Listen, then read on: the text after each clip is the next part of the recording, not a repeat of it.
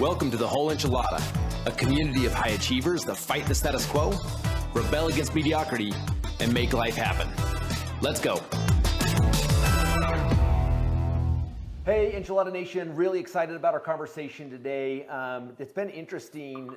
My guest today, David Morse, an incredibly sharp guy, excited to share not only his energy, but his wisdom with you today.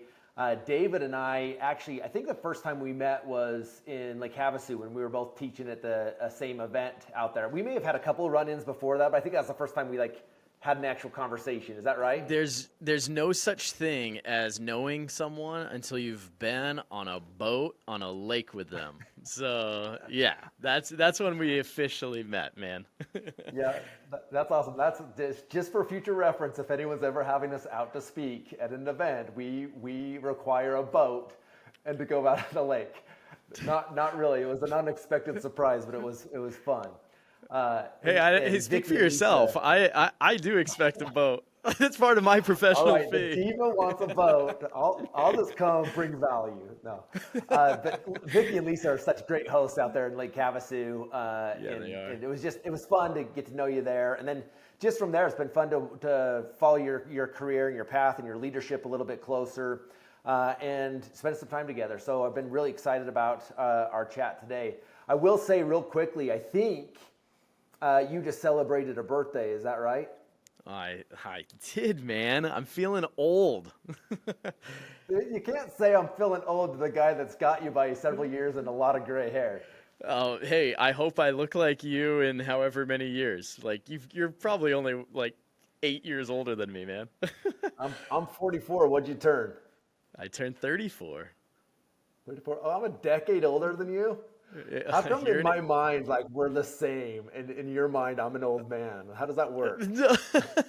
No, I feel like we're the same, man. I tell people all the time because just my life story is maybe a little different than, well, it's very different than some, but, I've been married for a long time and have 4 kids, and so most of my friend and peer group are, 40 to 50. I'm not hanging out with my I don't know, age group. So yeah, that's cool. Yeah. Well, I want you to share some interesting things about you to help us get to know you before we get into this conversation. But I will say, from I think it was your wife's birthday post about you, I learned 2 things about you, and I want to see if they're true. Red Sox fan? Oh, massive. Okay, I picked that up ever since you were little. It looks like.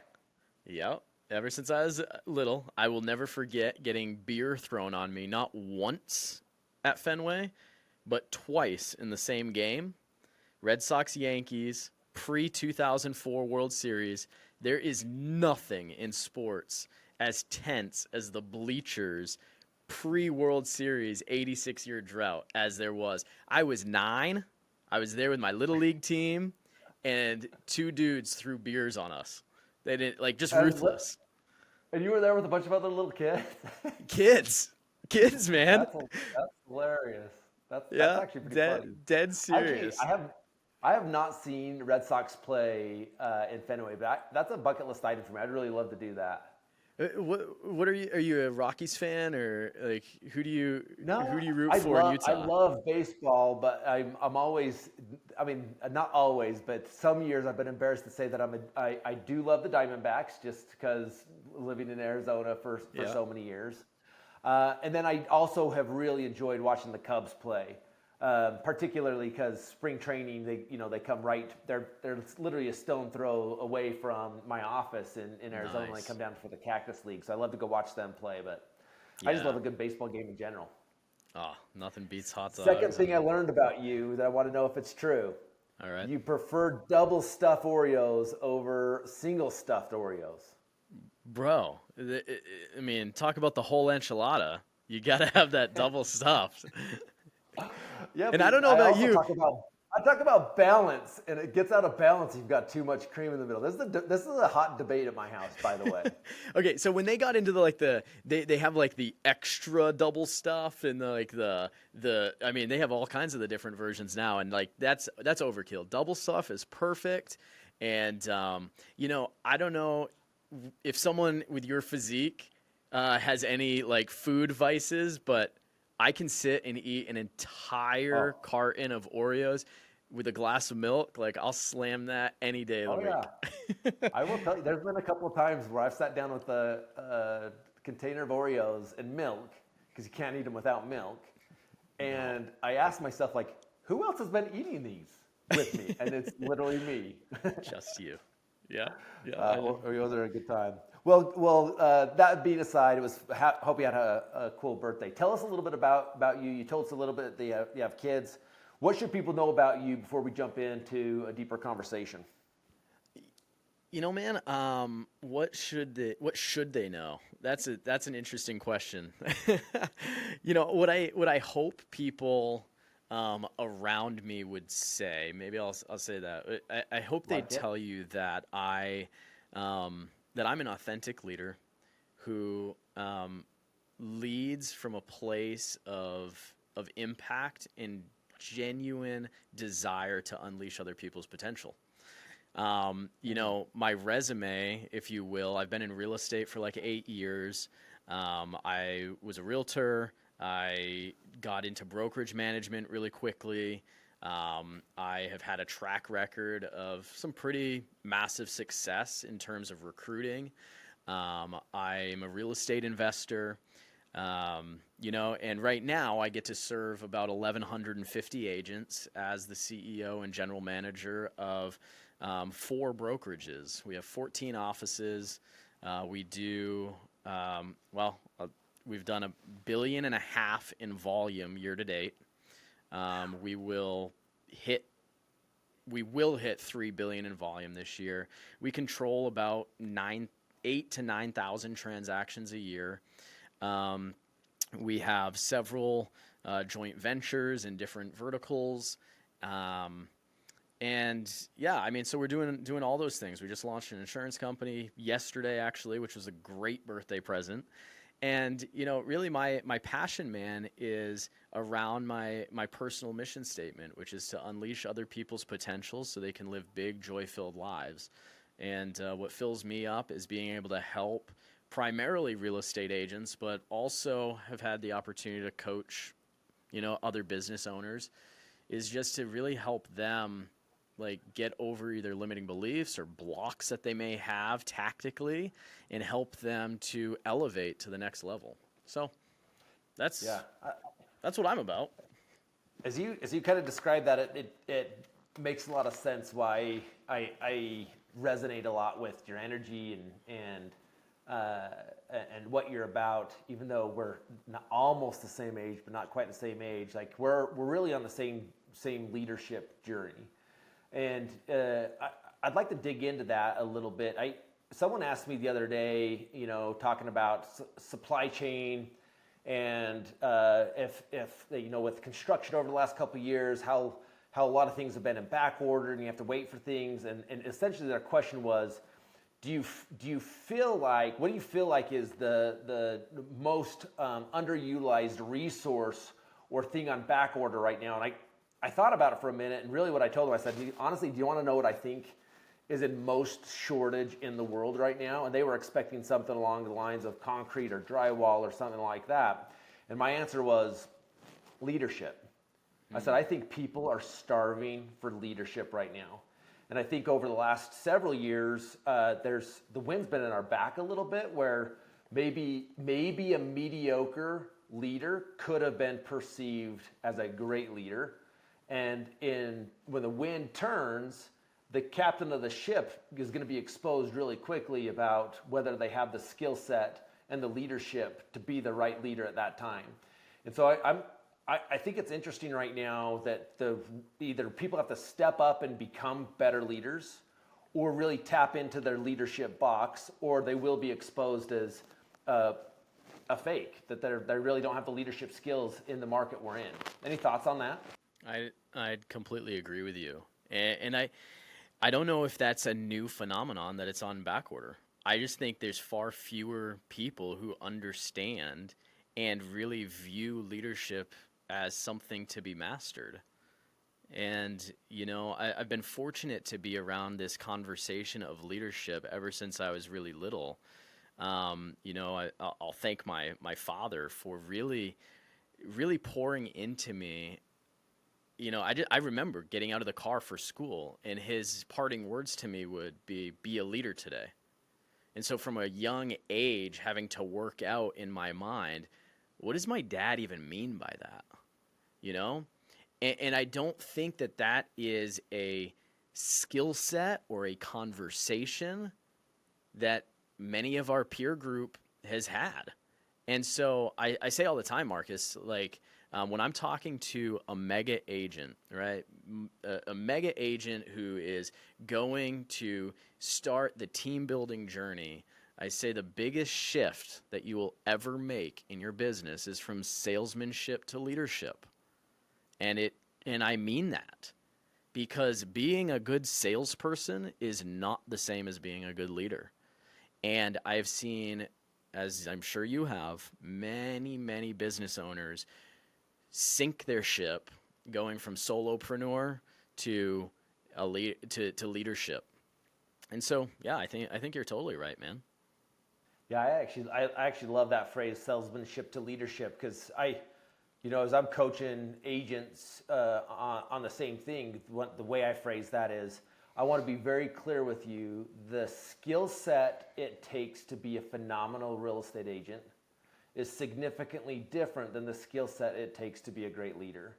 And I think why so many agents do this, where they are incredible agents, I want to grow a team, I'm back to an agent, I want to grow a team, I'm back to an agent, is because they're assuming the same skills that have provided success for them as an agent are the same skills that they need to be a great leader. Where do you think the disconnect is there of almost, is it more acquiring a new skill set? Is it tampering a current skill set? Like what does that look like for you? What is that gap? I think a big part of leadership is always drawing out of your toolbox the right tool at the right time. So what makes someone a great salesperson or business person, like whatever their superpower is, it's not that as you become a more effective leader, those other skills are going by the wayside. Leadership's about grabbing the hammer when you need the hammer and the screwdriver when you need the screwdriver, right? And so what I believe, and it goes back to what I just said, is that quite honestly, most people just have not been given the tools of leadership, right? You go through school and college and you get your business degree or whatever. And I think that different schools do it differently. But like, there needs to be leadership 101. There needs to be leadership 201. I mean, I look at people coming from the military, and as often, like, they understand leadership oftentimes in a context that's different than a lot of other people that I see in business, right? And I think that's so helpful. That's a service to them. And so I just ask the question, like, is my time being spent with the people that I'm pouring into, is it spent more on their skill set as salespeople, or is it spent more on their skill sets as leaders? And then we even have to define what is leadership. Right? Like, I think there's a lot of people out there that would define leadership in different ways. And we've got to ask, like, are you leaning into that definition and then growing into that definition? If that makes sense. No, that totally makes sense. So, like, how do you define leadership? Because I've heard a lot of different definitions of leadership, and I think a lot of them have parts of leadership. Some of them I'm like, where'd that even come from? Some of them are impactful, but like, how do you define leadership? Leadership is influence. That's, I'm sure millions of people have defined it that way. For whatever reason, I've grabbed onto that.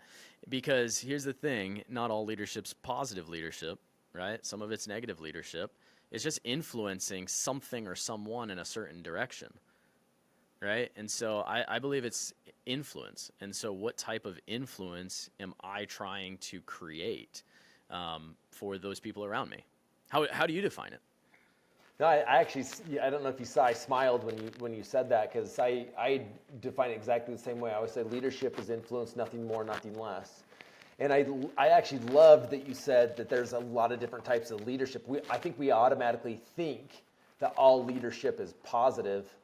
Everybody's being led at any given moment, and I think there's a lot of negative leadership as well that's influencing bad behavior or bad habits versus good habits, which is interesting. So if we dissected that a little bit more, like we live in a world now where people are more independent than and are proudly independent than they've ever been. And a lot of times independent, the other side of that could be saying like, I'm my own person, I'm rebelling structure, I'm rebelling rules. How do you influence somebody forward to a better version of themselves in a world where people want to be so inherently independent? Oh man, there's a lot of ways that I think we could talk about that, man. I think that part of leadership is being able to charismatically convince someone where they're wrong. Because, yeah, we do live in a society that's very independent, and this is just a belief that I hold. I don't believe human beings were created for total autonomy. Like, I don't. I think human beings perform better in a community. And so maybe I'll share like a failure that kind of goes along with this. You know, one thing I've been learning lately a lot over the last couple of years is that leadership is not friendship. And I think sometimes I have tricked myself into thinking, well, if I'm just their friend, then they will hold me in this regard as their leader, and that's how I define winning. But that's really dangerous, because oftentimes someone doesn't need a friend. They need someone to tell them something hard. They need someone to correct their action. They need someone who's willing to yell at all the other members of the boat and say, we're headed for the iceberg. You know, veer right, veer left.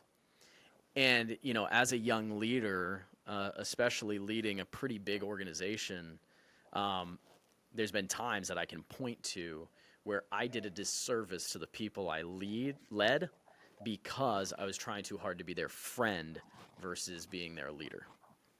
Yep. No, I think that's so true, and I think there's almost two sides to leadership. There's that charisma, likability, people like to be around you, which I think generally most people love that side of leadership. But that side alone, without the accountability, and not just accountability of did you do your numbers, but I know you've expressed to me what's important to you, and I'm going to hold you accountable to the things that get you where you want to go. And it's interesting. I almost think some not being a friend only, but some elements of friendship and trust earn you the right to hold them accountable.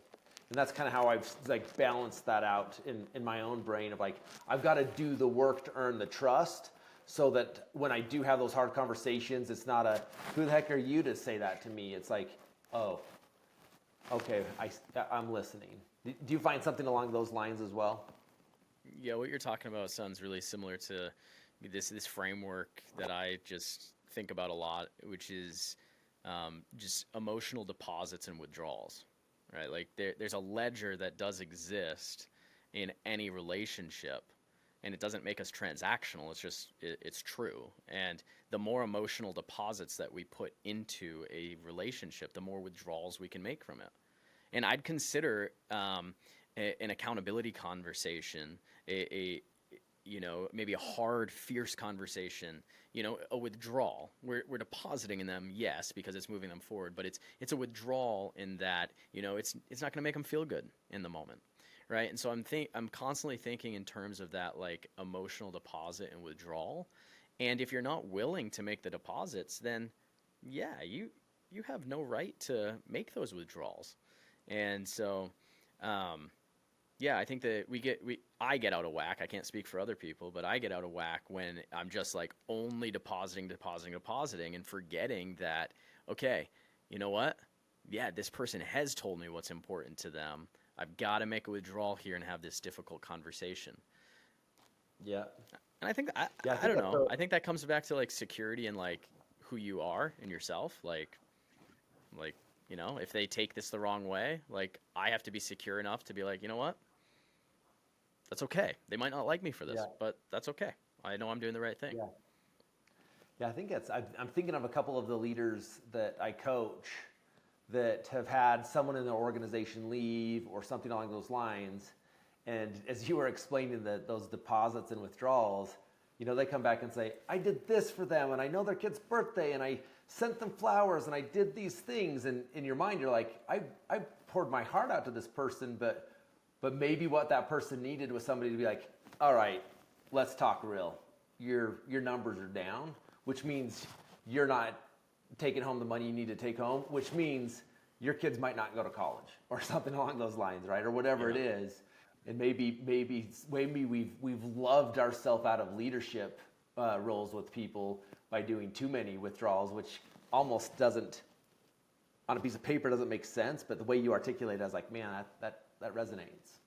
I think one of the other things is, I don't know. I've been thinking a lot about this the last few days because I've been talking to my executive team about discipline and how to increase your discipline, and just this tendency for us to make things more complex, right? And the reason I bring that up is because, you know, leadership, there's a lot of basic elements to leadership. Or, you know, we're talking about accountability conversations, hard conversations, things like that. And this simple idea of just weekly check-ins with our people and the way, the impact that regular cadence has on our ability to have those hard conversations. Because when I'm meeting with my people regularly so that I can celebrate their wins, I can, you know, have a relaxed meeting if there's not much that we've got to talk about. That is what just like automatically builds in the opportunity to sit down with them the next week. Like I don't have to fly off the handle at them on a Tuesday when I know that I have my Thursday meeting with them. And in that context, I can lead them well and ask them the right questions at the right time to move them forward. So, you know, for me, I have to remind myself to keep things really simple and regular in cadence, so that we can accomplish exactly what we're talking about. Yeah, which is, I mean, you just articulated a minute ago. Here you are, you have 1,100 real estate agents under your leadership umbrella, and on the other hand, we're talking about the importance of making withdrawals. Like that's a lot of withdrawals. Like how do you, or excuse me, that's a lot of deposits and withdrawals, right? There's a lot of people in that organization. Like how do you, as a leader to that many people, still have that personal connection to where you are both making deposits and withdrawals across that big of a threshold? It's certainly been a learning curve, but I think it mirrors like real estate team building or building any business in which you've got to get comfortable with your own relationship with control. Right? Like I say all the time, like my job with mega agents is to pry things out of their hand. Like that's all I'm doing in consulting, right? Like, oh, no one can do this like I can, pry it out of their hand. Oh, no one can show a house like I can, pry it out of their hand. No one can do right? And we go on and on and on. It's the same thing for us as leaders, right? Like, yeah, I cannot have the types of conversations I need to have with all 1,100 agents. So what do I have to do? I have to trust my people enough that I have in the organization to go out and be the foot soldiers to have the same type of conversation I would have. And in order to do that, I need to pick the people that I'm pouring into really carefully, because I need to regulate my own energy. I need to make sure that I'm keeping my 20%, the top 20%. And so if you ask like how, I think one of the simplest and key ideas that we've implemented in our business is one of the things I make a priority every week is showing up to our agent orientation that gets broadcast to all of our locations. And my tactic that I use in that orientation with every single associate, doesn't matter how much experience they have in the business, you sit through our orientation. I don't care if you've sold 10 million houses. You sit through our orientation. Because in that orientation, I can deliver to them key strategies of our organization that set me up to be leveraged. Okay, so like one of the things that I say in that orientation is, hey, I'm here anytime you have a problem to help move your business forward, but I want to save you time because most often I'm going to point you to this person on our team because they're going to be far more effective. And so even in that introduction, I'm orienting them to don't come to me for the answer. Go to these people because it's going to save you time. And so I've got to cheerlead them. And it's the same thing I tell a mega agent. As soon as you're in that listing appointment, right, you're going to make this handoff because you're building up your team. Maybe that person's sitting right next to you. This is my listing coordinator. And they're going to guide you through this whole thing, right? It's oftentimes, I think, just about building up the people around you because then your other people, maybe that you're not meeting with, they feel loved and cared for because you set the expectation. I don't know if that answered what you asked. No, I think that's brilliant. I think it's interesting because I was talking to someone the other day about my leadership journey, and I went through this evolution of leadership where I said, hey, for me to be a great leader, I had to first figure out self-leadership. Then no one ever masters self-leadership, but once I was well on the journey of self-leadership, I earned the right to lead others on my team, which means I was in the trenches with them. So there's a small group of people that I was in the trenches with, and we would have thrown ourselves on grenades for each other. Then you become a leader of leaders. Then you're leading other leaders who then in turn are the leaders for people, which is delegation, right? Which is, you just talked a lot about that. There's no way you can be the solution for all 1,100 people, but you could delegate that responsibility to an extension of your leadership to deliver that. And then the next evolution of my leadership journey, and this is how I built this pathway in my head the other day. I was like, what's the next progress for me from going from self-leadership to in the trenches leadership to leading leaders? The next element for me is thought leadership.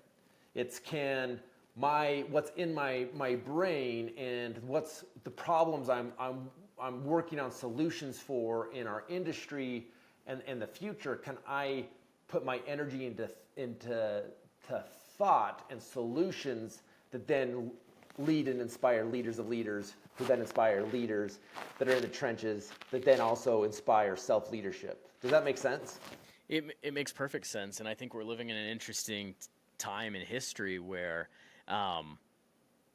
for better or worse, okay, I'm just going to focus on the better, right? If you are someone who has leadership skills, like you can hack the system and go right into thought leadership and scale your influence so fast.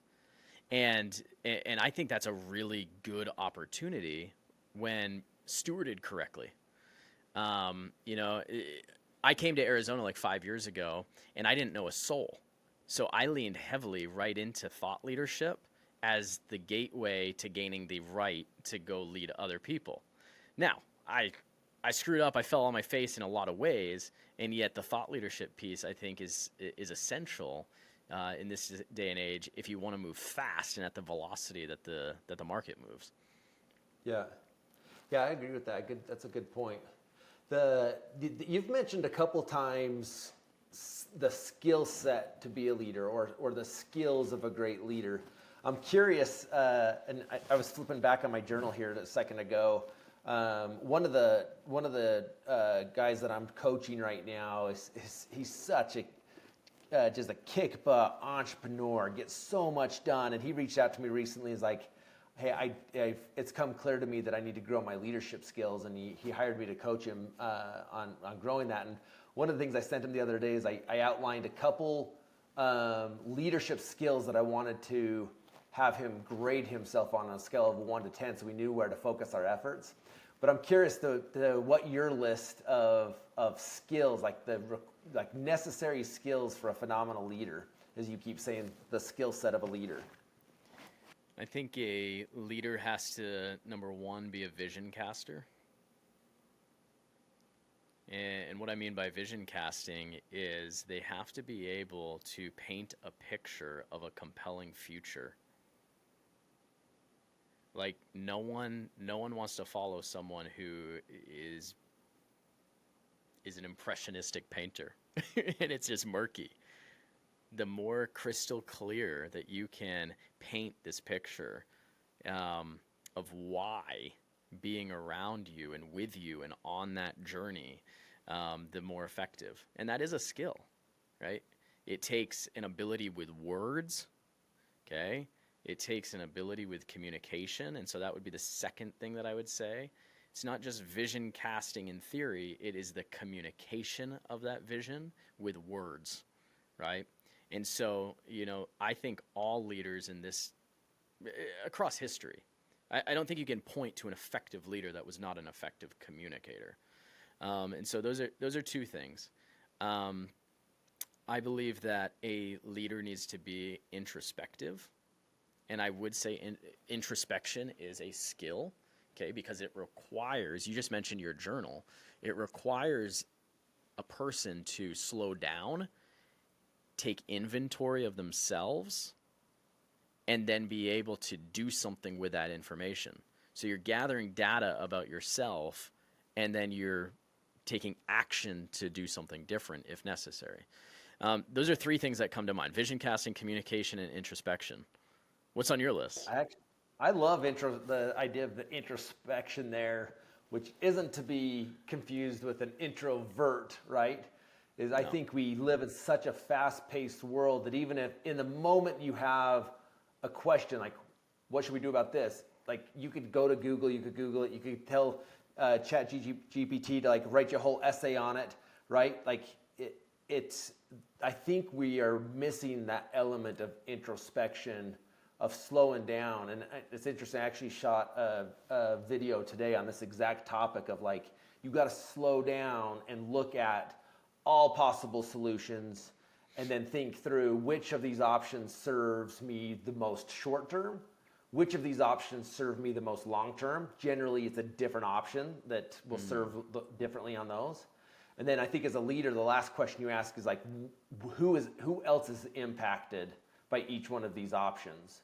And just that journaling process for me when I'm looking at a new problem or new issue in my world, of going through that is just helped me really paint a pathway to the right solution, if that makes sense. Yeah, that definitely makes sense. I think another here's a couple of go ahead, please. I was just gonna add one more skill, and I think just decision making is a skill. And you just hit on it with the short-term and long-term impacts. I think leaders, as you grow as a leader, you should be getting more efficient at decision making that can do that analysis and then go. And I see that is definitely an area that I've grown, right? Sometimes I would get paralyzed and I'd think through all the possible, everyone that's affected and if we go this direction, this and that, and then just not execute. Your followers are looking for you just to go.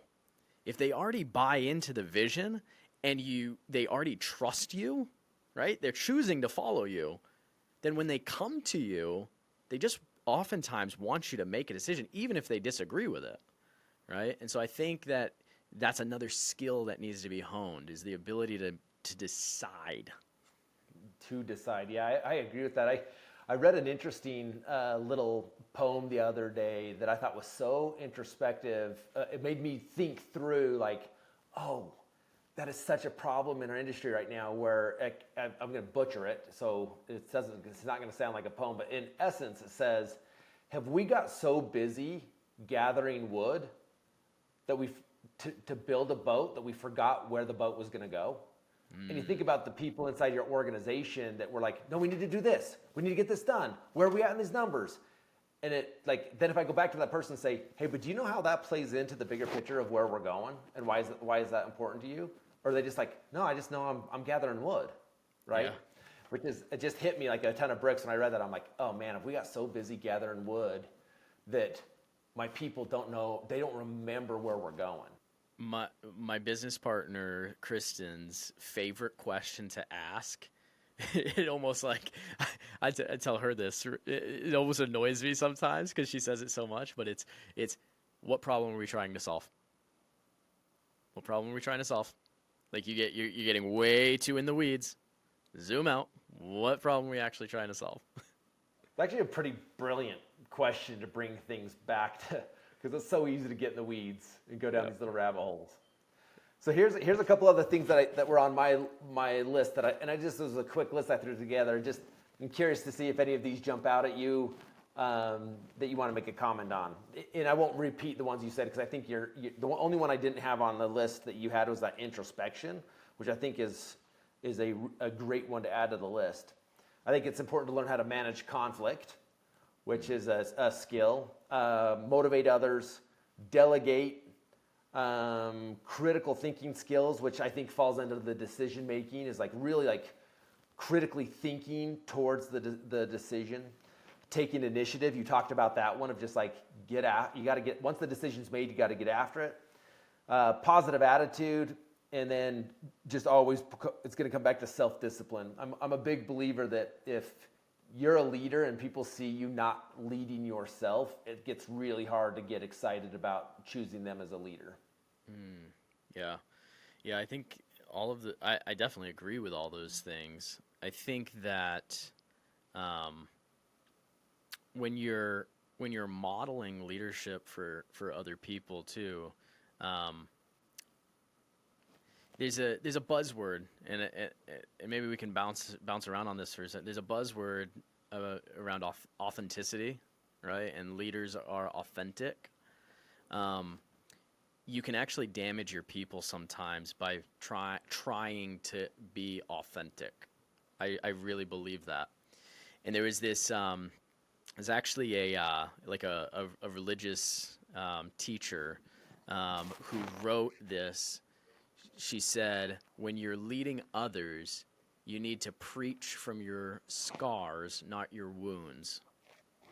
And I think what she was getting at was sometimes leaders are too raw and authentic and vulnerable with things that they're in the moment with. And as a leader, you owe it to your people, I owe it to my people, to fully process through those things before I try and educate and lead them through that thing. And so, I think that's something as well that I think about. That's discipline. That is self-discipline there, in knowing the right time to enter into certain dialogue with your people, right? And so I don't know why that came to my mind, but I always have thought that is really sage advice. Oh, I love that you brought that up. That's actually, I heard that for the first time literally within the last 7 to 10 days when I was talking to somebody, and they said that exact same thing about, and they used it in relation to vulnerability, which I think authenticity, being authentic you and being vulnerable kind of play into that same realm, the relatives. And I do think I sometimes hear people where they're licking their wounds, giving you advice on it. I'm like, that thing's festering. That's not getting better. And you're giving, I don't want to do the same thing you're doing because it looks like that's infected now, right? Exactly. I think that's such an interesting thing. It is like, look at your scars and be like, hey, I'm actually proud of my scars because what they mean. They mean what I went through, and I can share through that. But I think it is important to recognize, I think a lot of us turn a blind eye to where we are having wounds fester until they're really big, How do you sorry to turn it and ask you a question, but how do you grow in your leadership around conflict management? Okay, that's a good question, and the I think specifically with conflict management, it really roots back to communication, and so and there's two pieces to that. There's communication and there's problem solving. So one of the things I tell people all the time, the things that I really want to teach my kids, the most important things that I teach my kids. My wife is one of the most incredible humans you'll ever meet. She's teaching them all the other little things, but I feel a responsibility to teach my kids how to communicate, problem solve, and identify opportunities. Like in my mind, if I can figure out those three things to pass on to my kids, they're going to be okay. Conflict resolution to me is, I think if you lead with emotion, you're actually adding to the conflict. But the first two of these together of, do I have the right communication skills, meaning I'm communicating the way that person needs me to communicate to them, which is understanding personality profiles, how they're wired, asking great questions. And then problem solving is, if I ask enough questions and communicate, have I really whittled this back to the actual problem? I mean, if you and I made a list of the number of conflicts that were brought to our plate over the last week alone is a lot. And generally speaking, I want to hear your take on this, generally speaking, the problem, the question, the conflict that is presented to me is very seldom the actual real problem or conflict. It's what they've latched onto because it's on the surface level, but it takes great questions, communication, understanding them, being empathetic to ask the right questions to be like, oh, this, what you walked into my office to talk about, this isn't really the problem. But if we take care of this, that goes away. And then the other piece of that I've learned over time is getting agreement in steps. Right? It might be 2 or 3 steps down to get to the real problem, but you got to get agreement all the way down. Otherwise, they're like, where are you going with this? Yeah, that's really good. To answer your question, like I told my people at our year launch retreat this year, is I just said, hey, look, I am proud that you've chosen me as a leader historically, and I feel like I've done a good job as a leader to this point. And my commitment to my team this year is we're going into a new world, a new economy, a new market. I have to earn the right to be your leader this year too. And so I committed to my team to grow my leadership this year to make sure that I'm still the leader they want and need me to be in the year to come. And I think it's identifying like these little pieces of my leader. It's not wiping it clean and starting over, but it's like identifying like how do you become a better leader. So that's where I want to throw it back to you, and where I wanted to kind of end our conversation is getting some ideas from you on, no leader has hit a pinnacle and being like, now I'm a great leader. It is an ongoing process, and the farther you get up it, the more you realize the shortage or the gap in your leadership. Where are you focused on growing your leadership for your people right now, and how are you doing it? I want to say, like, I'm like chewing on the last 60 seconds of what you just said, because I'm asking myself the question, like 5 years in, you know what? When's the last time I had a conversation like that with my people? And so I just like that was really impactful for me. Thank you for sharing that. One of the ways that I am really focused on my leadership goes back to what I was saying about the friendship piece, right? Like I am trying to be very, very settled and secure in where we're going, and the fact that not everyone's going to want to go there with us. And it doesn't mean that like they're a bad person or I'm a bad person or yada, yada, yada, right? It just means like I know where we're going. I know what is happening in this industry. I know what's happening in this market. I know what we have to be in order to go there, and we're going to go there. And so take it or leave it. I'm not here to be your friend. I'm here to care for you, but I'm going to care for you in light of you putting your hand up and saying, I want to be part of this vision and this mission that we're on. And so I think and that's really probably been, I I'd say the last like 4 or 5 months, it was like shortly after the turn of the year where that became like crystal clear. David, you've got to stop being so selfish as a leader and taking everything so personally and get back to where are we going, and you can choose to go there with me or not. So that's really where I'm focused, man. I actually think that's more leaders need to take that same approach right now. Is if you're constantly being a chameleon leader and changing who you are as a leader for each individual person, generally speaking, you look in your world, 1,100 people, if 1% of them are angry a day and have an issue, that's a lot of people, but it's not the majority.